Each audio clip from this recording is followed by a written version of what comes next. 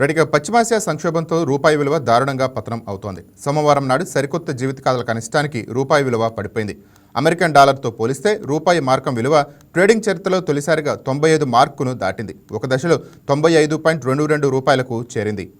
యుద్ధం కారణంగా ముడి చమురు ధర బ్యారెల్కు $115 పెరగడంతో అమెరికన్ డాలర్ బలపడింది.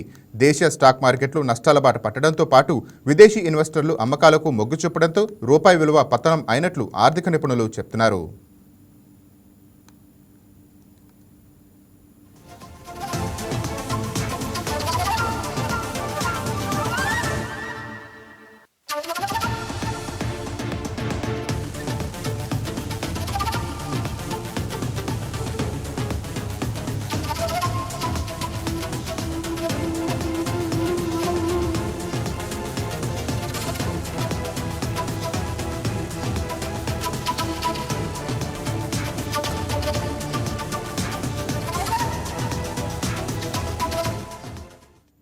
సోమవారం ట్రేడింగ్ ప్రారంభమైన సమయంలో 93.57 వరకు బలహీనపడిన రూపాయి తరువాత పతనానికి దారితీసింది.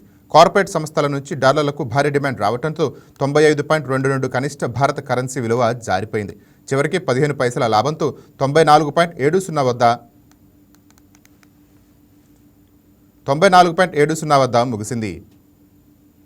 పశ్చిమాసియా యుద్ధం మొదలైన తరువాత భారత రూపాయి 4.1% మేర నష్టపోయింది. 2025-26 ఆర్థిక సంవత్సరంలో ఇప్పటి వరకు 9.88% క్షీణించింది. 2011-12 తర్వాత గత 14 ఏళ్లలో ఇదే అతిపెద్ద వార్షిక పతనంగా రికార్డుకు ఎక్కింది.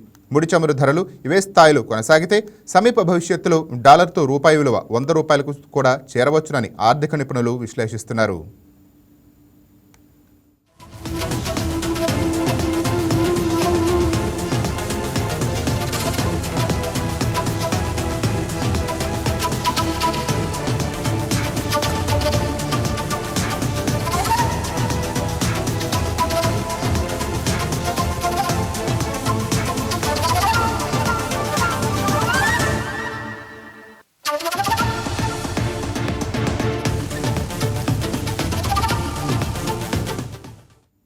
ఇతర దేశాల మార్కెట్తో పోలిస్తే భారత ఆర్థిక మూలాలు పటిష్టంగానే ఉన్నాయని, డాలర్తో రూపాయి మార్కం విలువ బాగానే ఉందని కేంద్ర ప్రభుత్వం పదే చెప్తోంది.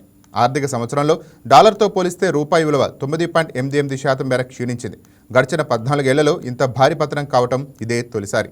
2012 ఆర్థిక ఏడాదిలో కరెంట్ అకౌంట్ లోటు 4.2% పెరిగిపోయిన తరుణంలో దేశీయ కరెన్సీ 12.4% పతనమైంది.